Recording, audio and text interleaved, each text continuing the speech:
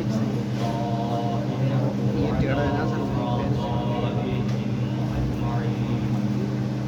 ابھی تھوڑا پڑھ تو لیں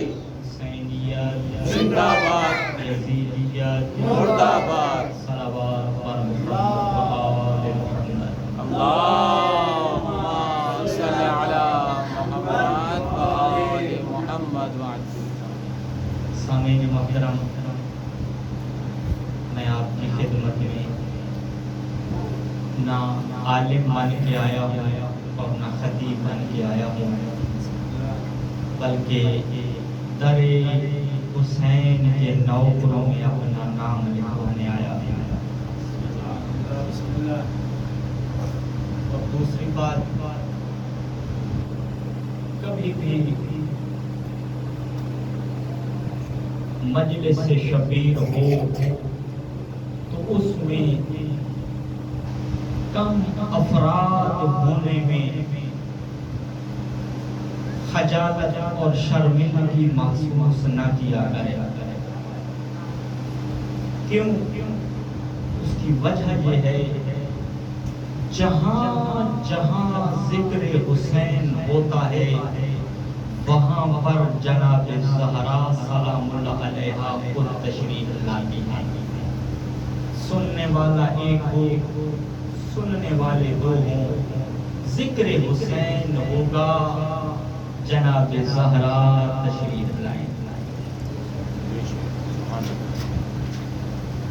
سامعین محترم، بلا تمہید پیغمبر اسلام صلی اللہ علیہ وآلہ وسلم کے متعلق صاحب الفتوحات المکیہ والے نے ایک جملہ لکھا ہے، جس جملے میں انہوں نے اللہ کے رسول کی عظمت کا ایک پہلو بیان کیا ہے۔ فرمایا ان اللہ خلق الخلق اصنافا من الاصناف اخیارا وجعل من الاصناف اخیارا ومن الاخیار الصفوة وهم الانبیاء ومن الانبیاء خلاصتها وهم اولو العزم وَمِنَ الْخُلَاصَةِ خُلَاصَتَهَا وَهُوَ مُحَمَّدٌ صلی اللہ علیہ وآلہ وسلم. اللهم صل على محمد وآل محمد.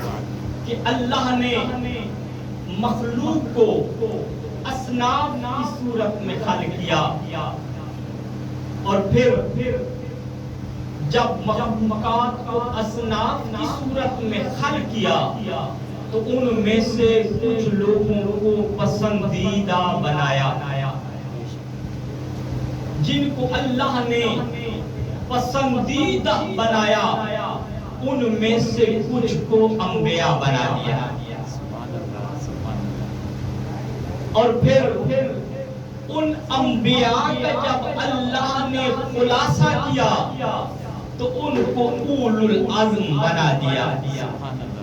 اور جب اللہ نے اولو العزم کا خلاصہ کیا تو اسے محمد مصطفیٰ بنا دیا. سبحان اللہ ماشاءاللہ. اب جس نے حضرت آدم نبی کی خشیت کو دیکھنا ہو وہ محمد کو دیکھے. جس نے جناب نوح کے شکر کو دیکھنا ہو جناب محمد کو دیکھے. جس نے جناب اسماعیل کے اخلاص کو دیکھنا ہو وہ جناب محمد مصطفیٰ کو دیکھے. جس نے عیسیٰ نبی کی حکمت کو دیکھنا ہو اسے محمد مصطفیٰ کو وہ دیکھے. سبحان اللہ. پیغمبر اسلام صلی اللہ علیہ وآلہ وسلم سلطان الانبیاء ہیں. 1,24,000 نبی کے سردار ہیں. حجت خدا ہیں. اور ان کے آخری وارث امام زمانہ علیہ السلام ہیں. اللهم صل على محمد وآل محمد. امام زمانہ علیہ السلام ویسے ہی حجت خدا ہیں جیسے اللہ کے رسول مخلوق پر حجت خدا تھے. اب ہمیں حکم یہ دیا گیا ہے کہ آپ امام زمانہ علیہ السلام کے ظہور کے لیے کثرت سے دعا کریں. امام علیہ السلام کے لیے دعا فرمائیں. امام علیہ السلام کی نیابت میں صدقہ دے. سوال یہاں پہ یہ ہے وہ ذات وہ حجت خدا جو مخلوق تک پہنچنے والی تمام نعمات کا وسیلہ ہے. وہ ذات جتنے فیوز اللہ کی طرف سے کائنات میں آ رہے ہیں وہ اسی حجت خدا کے واسطے سے آ رہے ہیں. جو ہستی اس مقام اور عصمت پہ فائز ہو کیا وہ ہماری دعا کی محتاج ہے یا ہماری دعا سے بے نیاز ہے؟ یہی نکتہ ہے. اور آج میرا موضوع سخن یہی رہے گا کہ آیا امام زمانہ علیہ السلام کے لیے جو ہم دعا کرتے ہیں امام علیہ السلام اس دعا سے بے نیاز ہیں یا ہم کو دعا کرنی چاہیے اور اس دعا پر آثار و فوائد مرتب ہوتے ہیں. میں بات کو اور آسان کر دوں کہ ہم اپنے بچوں کو یہ تربیت دیتے ہیں کہ جب بھی آپ نماز پڑھیں تو اللہم کل ولیک الحجت یہ دعا پڑھیں. جب دن کا آغاز کریں تو اس دعا سے کریں. امام علیہ السلام کے ظہور کی تعجیل کے لیے دعا فرمائیں. تو آیا ہماری دعا کا کوئی اثر اور فائدہ ہے یا نہیں؟ جب میں نے علماء کی کتابوں کو دیکھا تو علماء نے اس سوال کا جواب اس طرح دیا ہے اور فرمایا ان یکونا دعاؤنا لہو من باب ہدیت شخص فقیر حقیر الى سلطان جلیل کبیر. سبحان اللہ سبحان اللہ. کہ ہمارا دعا کرنا ایسے ہے جیسے کوئی حقیر فقیر مسکین شخص تحفہ لے آئے اور وہ ایک بہت بڑے جلیل القدر بادشاہ کی خدمت میں پیش کرے.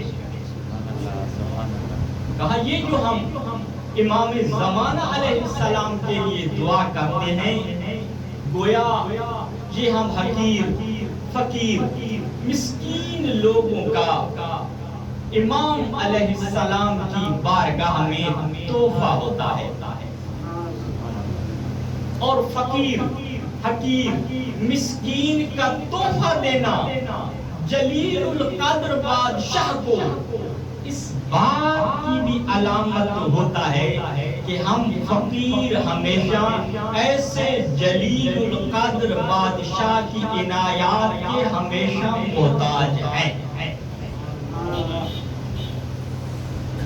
اور ایک شاعر نے ایک تخیل پیش کیا ہے کہ ان الہدایا اللہ مقدار مہدیہا، کہ جو تحفہ ہوتا ہے وہ تحفہ دینے والے کی قدرت اور استطاعت کے مطابق ہوتا ہے. جو آدمی تحفہ دینے کی جتنی استطاعت اور قدرت رکھتا ہے وہ اپنی اس استطاعت اور قدرت کے مطابق تحفہ دے گا. اب چونکہ ہم اتنی قدرت رکھتے ہیں کہ امام علیہ السلام کے ظہور کی دعا کر سکتے ہیں، امام علیہ السلام کے ظہور کے لیے راہ ہموار کر سکتے ہیں، تو گویا یہ ہمارا توبہ ہے اپنی استطاعت کے مطابق اس بادشاہ کی طرف جس کے واسطے سے پوری کائنات کو نعمات ملتی ہیں. صلوات پڑھیں.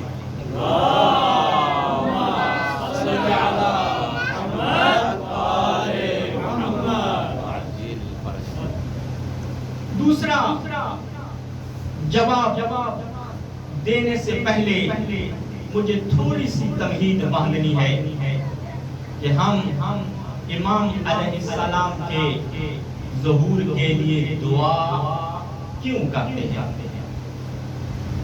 سامعین محترم، اللہ کے نبی نام ہے ابراہیم، ان کی دو ازواج، ایک کا نام جناب سارہ، دوسری زوجہ کا نام جناب ہاجرہ.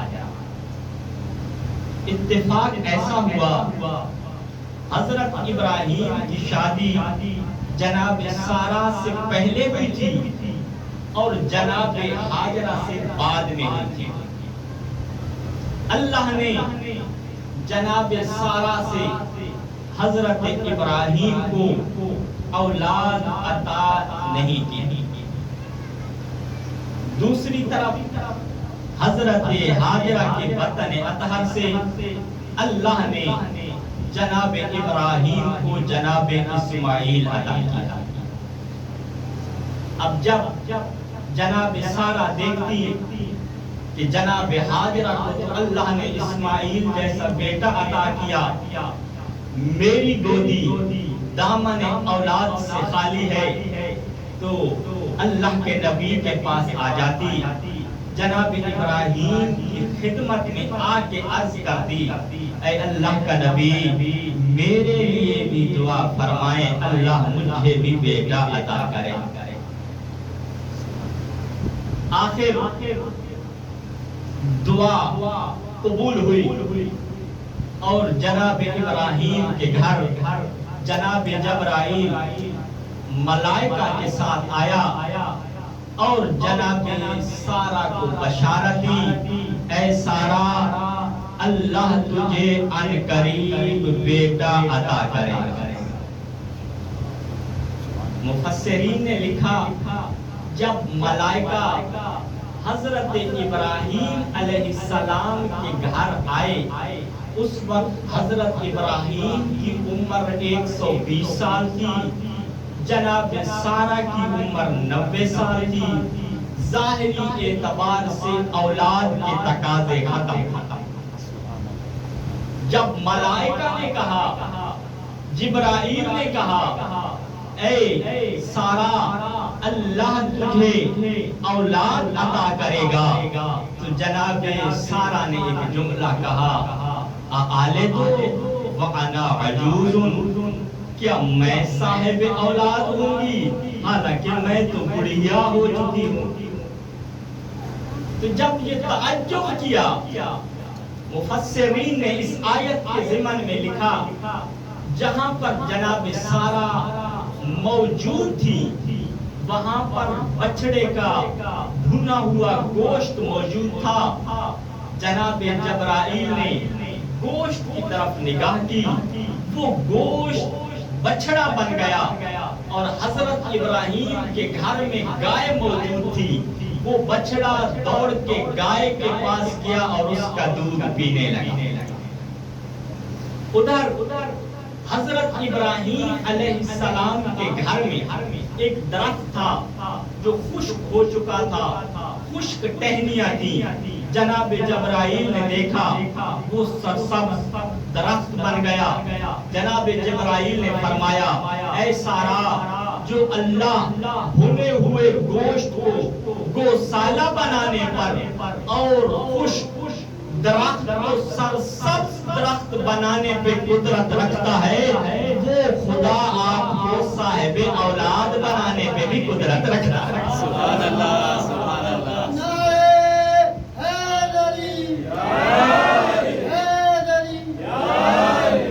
سلامت رہیں، آباد و شاد رہیں۔ تو اس بشارت کے 7ویں روز اللہ نے جناب اسحاق کا نور جناب سارہ کے صدف میں منتقل کر دیا۔ جب یہ نور منتقل ہوا، مدت حمل پوری ہوئی تو اللہ کے نبی جناب ابراہیم نے خواب دیکھا 1000 ستارہ آسمان پہ جمع ہے۔ آنکھ کھلی، کہا جبرائیل میں نے خواب دیکھا ہے آسمانوں پہ 1000 ستارہ جمع ہو چکا ہے، اس کی تعبیر کیا ہے؟ تو جناب جبرائیل نے فرمایا اے اللہ کے نبی، اللہ کی رحمت کو جلال آیا ہے، اللہ کی رحمت یہ چاہتی ہے، اللہ کی رحمت یہ کرے گی کہ آپ کی زوجہ جناب سارہ کا جو بیٹا پیدا ہوگا اس کی اولاد سے اللہ 1000 انبیاء کرا دے گا۔ سبحان اللہ۔ جب جناب ابراہیم نے یہ سنا کہ جناب سارہ کے بطن سے اور ان کی ذریت سے 1000 نبی پیدا ہوں گے تو پھر پوچھا جبرائیل مجھے یہ تو بتاؤ پھر میرے اسماعیل کا کیا ہوگا؟ کہا اے ابراہیم گھبراؤ نہیں، جو فضیلت اللہ نے آپ کے بیٹے اسماعیل کو دی ہے وہ فضیلت آپ کی زوجہ کے بیٹے اسحاق کو عطا نہیں کی۔ کہا کیا فضیلت؟ کہا جو سلطان الانبیاء پیدا ہوگا، جو خاتم الانبیاء آئے گا وہ آپ کے بیٹے اسماعیل کی نسل سے ہوگا۔ سبحان اللہ۔ توجہ ہے میری طرف؟ واہ واہ واہ۔ سلامت رہی، آباد و شاد رہی۔ اب جناب ابراہیم کے 2 بیٹے، ایک جناب اسماعیل اور دوسرے جناب اسحاق۔ جناب اسحاق جناب سارہ کے بطن سے اور جناب اسماعیل جناب ہاجرہ کے بطن سے۔ پیغمبر اسلام صلی اللہ علیہ وآلہ وسلم اور بنی ہاشم کا سلسلہ جناب اسماعیل تک پہنچتا ہے اور بنی اسرائیل کا سلسلہ جناب اسحاق کے بیٹے جناب یعقوب تک پہنچتا ہے. جناب یعقوب کے بیٹے جناب یوسف کے بھائی جناب ایوب، اس کے بعد جناب موسیٰ، جناب عیسیٰ، جناب داؤد، جناب سلیمان، یہ سارے کے سارے انبیاء یہ جناب اسحاق کے بیٹے جناب یعقوب کی اولاد سے ہیں. اور جناب یعقوب کی اولاد جو جناب یوسف نبی کے والد تھے، ان کی اولاد اور ذریت کو بنی اسرائیل کہا جاتا ہے. تو پس بنی اسرائیل ان کو کہا گیا ہے جو جناب یعقوب نبی کی ذریت سے ہیں.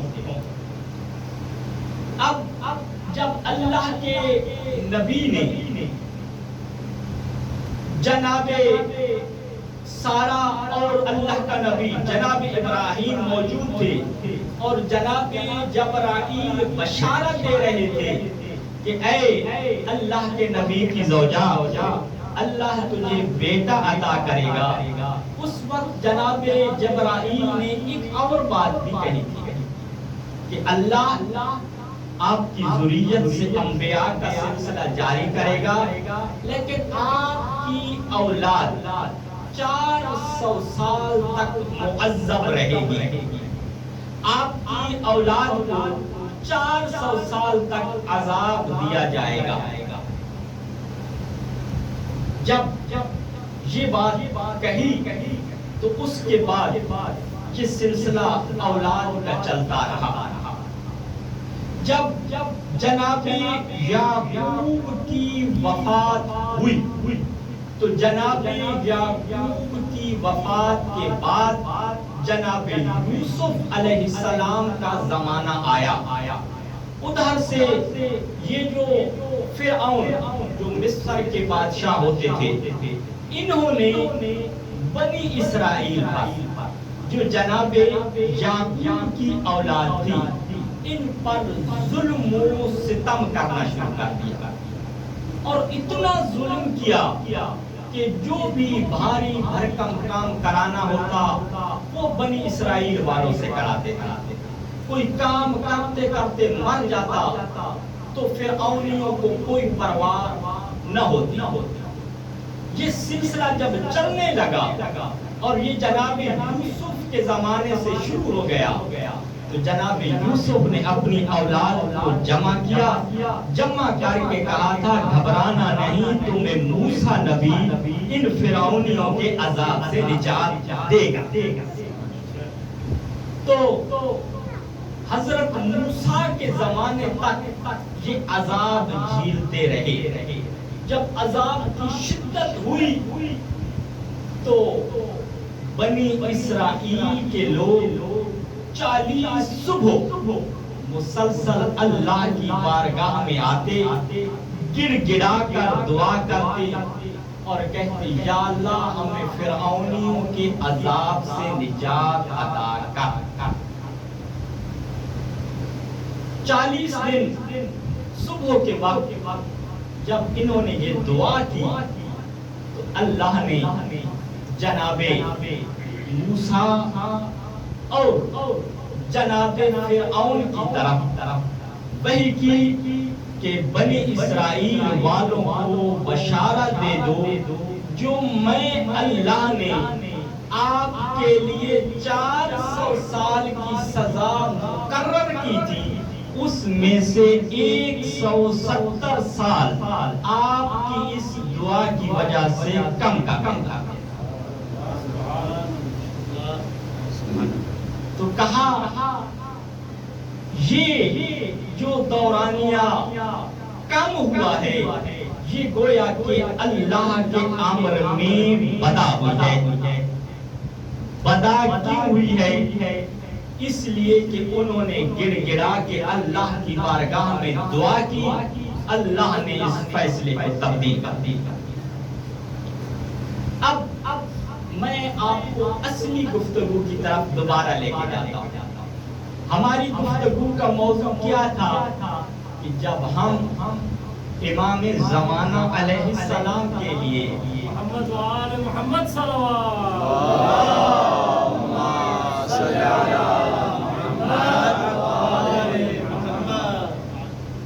جب ہم امام زمانہ علیہ السلام کے لیے دعا کرتے ہیں تو ہماری دعا کی کیا حیثیت ہے؟ تو پہلی وجہ علماء نے یہ بیان کی تھی کہ ہماری دعا ایک تحفہ ہے، یہ تحفہ ہم امام کی بارگاہ میں پیش کرتے ہیں۔ دوسری وجہ علماء نے یہ بیان کی کہ امام علیہ السلام کا ظہور کی جو مدت ہے وہ امور بدائیہ میں سے ہے۔ کیا مطلب امور بدائیہ میں سے ہے؟ یعنی اس میں تاخیر اور تقدیم ممکن ہے۔ یہ بھی ہو سکتا ہے مقررہ مدت سے پہلے ہو جائے، اور یہ بھی ہو سکتا ہے کہ مقررہ مدت سے تاخیر ہو جائے۔ تو اب جب یہ امور بدائیہ میں سے ہے، اس میں تقدیم اور تاخیر ممکن ہے، یہی چیز امام صادق علیہ السلام نے اپنے فرمان کی روشنی میں بیان کیا۔ آپ صلوات پڑھیں، میں آپ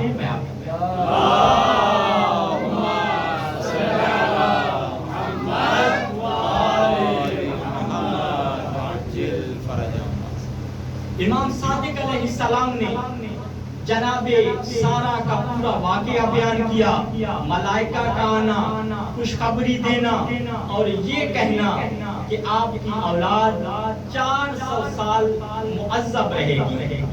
اس کے بعد امام صادق علیہ السلام نے ایک جملہ ارشاد فرمایا جو ہمارے ما نحن فی سے رابطہ رکھتا ہے۔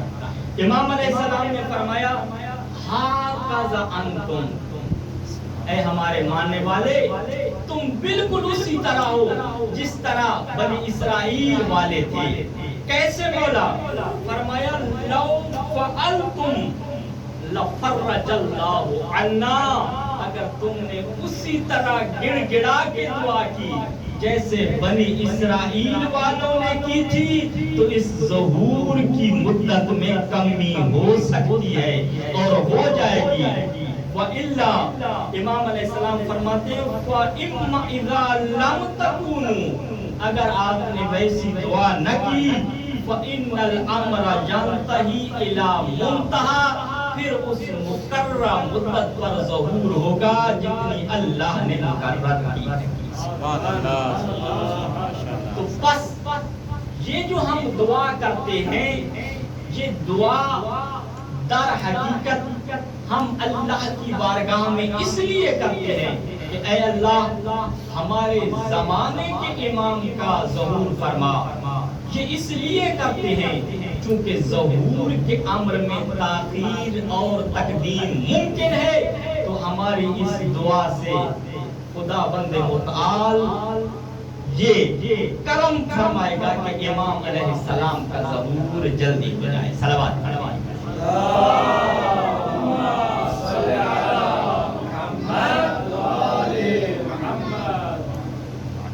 اور پھر تیسری وجہ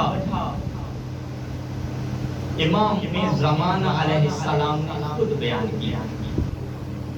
امام علیہ السلام نے اپنے ایک چاہنے والے کو توقیع لکھی، اور اس توقیع کا ایک جملہ یہ ارشاد فرمایا وَأَقْصِرُ الدُّعَاءَ بِتَعْجِيلِ الْفَرَجِ فَإِنَّ ذَلِكَ فَرَجُكُمْ، کہ تم میرے جلدی ظہور ہونے کی دعا کثرت سے کرو، اس لیے کہ تمہارا یہ دعا کرنا تمہاری خوشحالی اور کشادگی کا سبب بنے گا.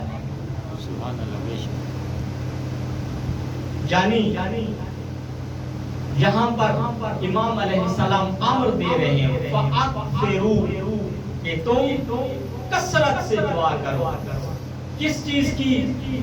میرے جلدی ظہور ہونے کی.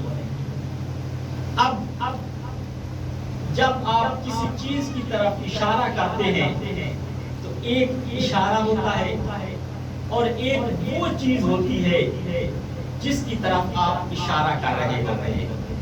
مثلا میں اس دیوار کی طرف اشارہ کرتا ہوں تو ایک اشارہ ہو گیا اور یہ دیوار مشار الیہ ہو گیا. تو اس روایت میں بھی اشارہ استعمال ہوا ہے فَإِنَّ ذَلِكَ فَرَجُكُمْ. علماء نے اس نقطے پہ بحث کی ہے کہ اس ذالکہ کا مشار الیہ کیا ہے. اس بارے میں علماء نے 3 احتمال دیے ہیں کہ ذالکہ کا مشار الیہ دعا ہے. کہ اگر آپ امام علیہ السلام کو یوں فرمانا چاہ رہے ہیں کہ اگر آپ میرے ظہور کی دعا فرمائیں گے تو یہ آپ کا دعا کرنا تمہاری کشادگی تمہاری خوشحالی کا باعث ہے. دوسرا احتمال علماء نے یہ دیا ہے کہ نہیں فقط دعا نہیں بلکہ کثرت دعا کرنا. اگر تم میرے ظہور کے لیے کثرت سے دعا کرو گے تو یہ کثرت سے دعا کرنا تمہاری خوشحالی اور خوشادگی کا سبب بنے گا.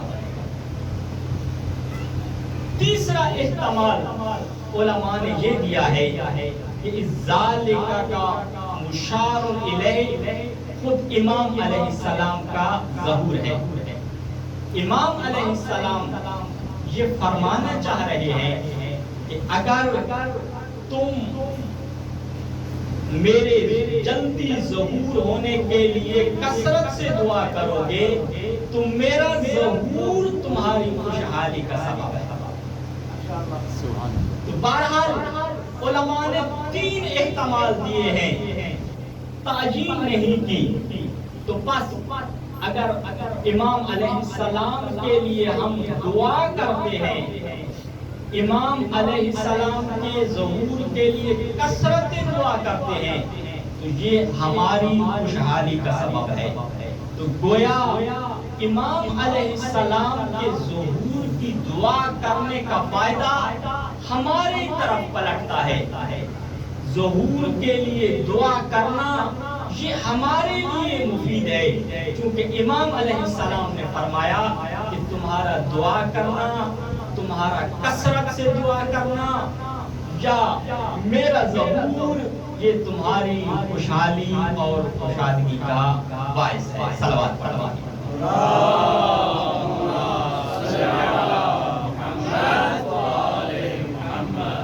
بس میں اگر اپنی گفتگو کا خلاصہ کروں تو وہ 3 نکات میں ہے کہ ہم جو امام علیہ السلام کے لیے دعا کرتے ہیں, یہ دعا یا تو ایک تحفے کی حیثیت رکھتی ہے یا دعا کی وجہ سے امام علیہ السلام کے ظہور میں تقدیم ہو سکتی ہے, یا دعا کا کرنا خود ہماری ذات کے لیے مفید ہے.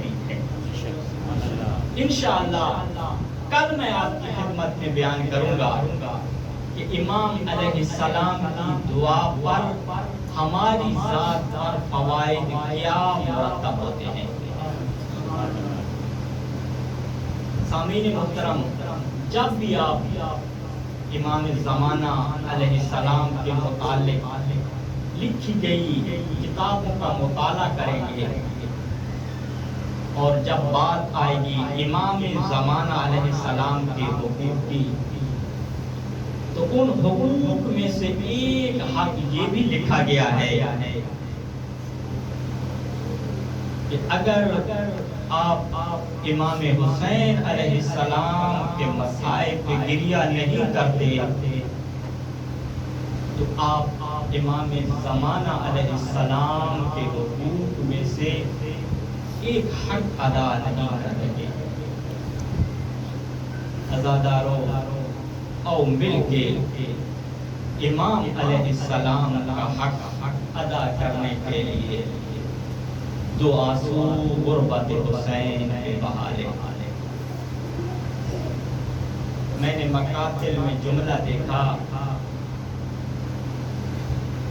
جناب زہرا سلام اللہ علیہا کے پاس جب اللہ کے رسول آتے جناب زہرا کو غمگین دیکھتے اللہ کا رسول پوچھتا زہرا میرا لخت جگر مجھے بتاؤ تو صحیح تم غمگین کیوں ہو؟ بی بی رو رو کے ایک جواب دیتی بابا جو بچہ میرے صدف عصمت میں ہے وہ بچہ مجھے رلاتا ہے. کیوں زہرا کیسے رلاتا ہے؟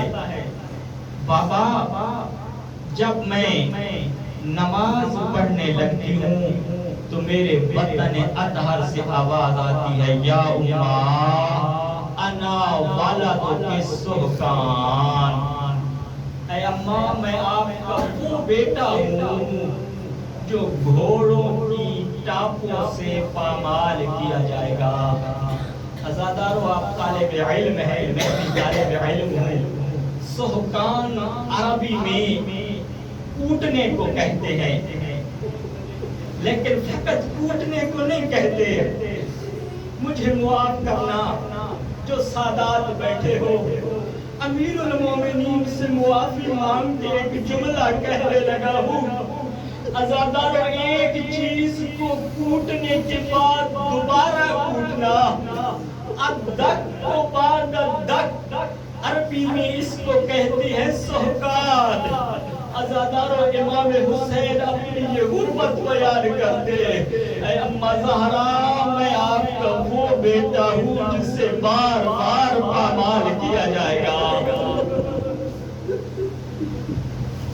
عزادارو پھر جناب زہرا فرماتی بابا جب میں ظہر کی نماز پڑھتی ہوں تو میرے بدن اطہر سے آواز آتی ہے یا اماں انا والد القریان. اماں میں آپ کا وہ بے لباس بیٹا ہوں. اما دنیا کا تو دستور ہوتا ہے جب کوئی مر جائے اسے کفن پہنایا جاتا ہے. اما میں اتنا غریب ہو جاؤں گا مجھے کفن پہنانے کی بجائے مسلمان میرے بدن پہ ملبوس لباس لوٹ کے لے جائیں گے.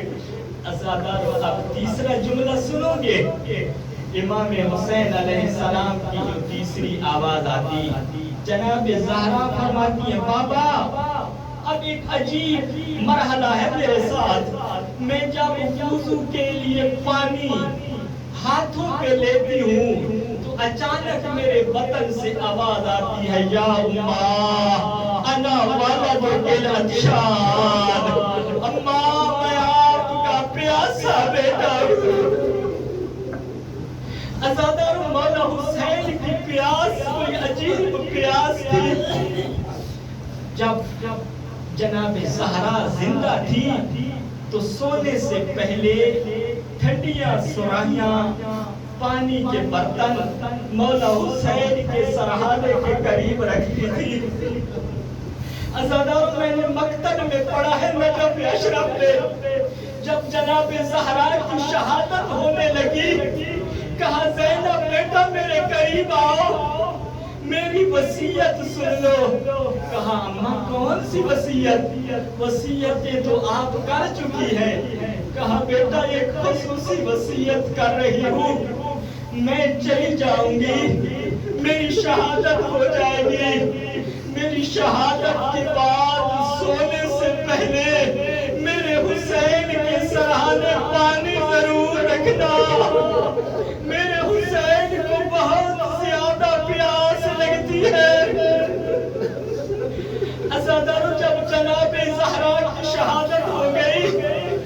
امیر المومنین قبر زہرا پہ بیٹھے تھے، اچانک آنکھ لگی، خواب میں دیکھا جناب زہرا رو رہی ہے، جناب زہرا تڑپ رہی ہے۔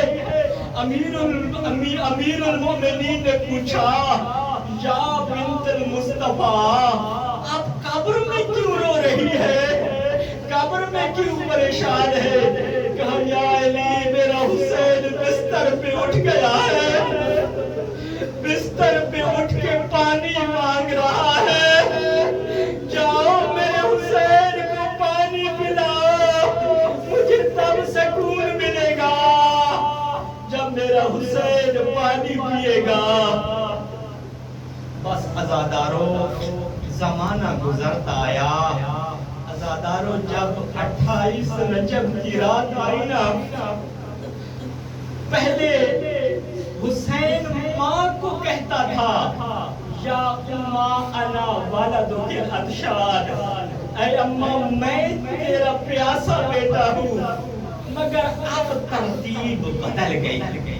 جب مولا حسین ماں زہرا کی قبر کو الوداع کرنے کے لیے آئے نا، کہا یا ماں السلام علیک، اے ماں زہرا حسین کا آخری سلام۔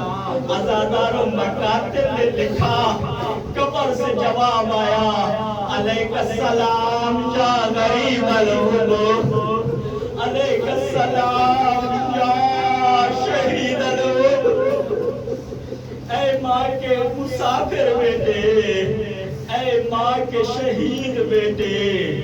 عزادارو اب سنو گے، اب بی بی زہرا نے تیسری مرتبہ کیا جواب دیا؟ بی بی زہرا نے تیسری مرتبہ فرمایا علیک السلام یا عطشان العمر، اے ماں کے پیاسے بیٹے، ماں زہرا کا سلام۔ عزادارو جب مولا حسین سلام کر رہے تھے، جناب زینب اس وقت عالم خواب میں ماں زہرا کو دیکھ رہی تھی، جناب زہرا رو رہی تھی، بستر کو چھوڑا ماں زہرا کی قبر پہ آئی۔ اس وقت مولا حسین ماں زہرا کی قبر کو سینے سے لگا کے کہہ رہے تھے اماں مجھے مدینہ والے پریشان کر رہے ہیں۔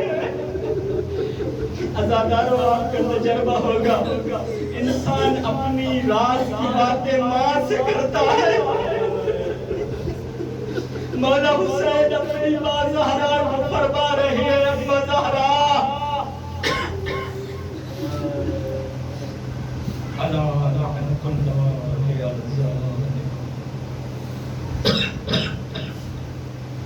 انا للہ و انا الیہ راجعون۔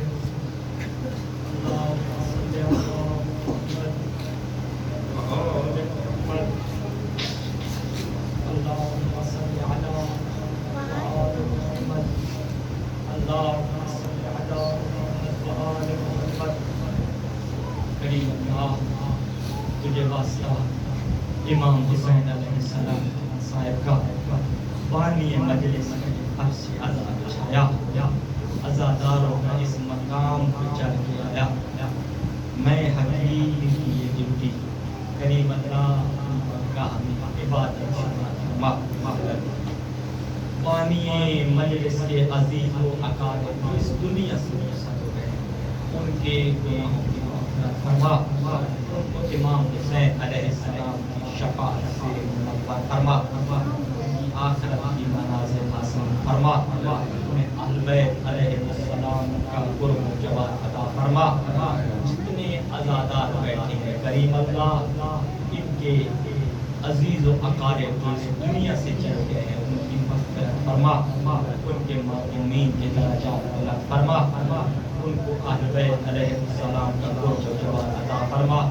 کریم اللہ ہم امیر المومنین علی بن ابی طالب علیہ السلام کی در پہ جس مقصد کے لیے آئے ہیں، تجھے واسطہ امام حسین علیہ السلام کی مثبت کا ہمیں ان مقاصد کی خیرات عطا فرما۔ کریم اللہ ہمارے گناہ معاف فرما، تمام حاضرین کو اور بانی مجلس کو، ان کے خانوادہ کو ناگہانی آفات و حادثات سے اور دشمنان کے شر سے محفوظ فرما کریم اللہ پریشان حال مومنین کی پریشانی دور فرما مقروض مومنین کے قرض ادا فرما بے اولاد مومنین کو اولاد مدینہ عطا فرما جن مؤمنین و مومنات کے گھر بے آباد ہیں ان کے گھر آباد و شاد فرما کریم اللہ بے روزگار مومنین کو روزگار عطا فرما کریم اللہ یوسف زہرا کا جلد ظہور فرما کریم اللہ یوسف زہرا کا جلد ظہور فرما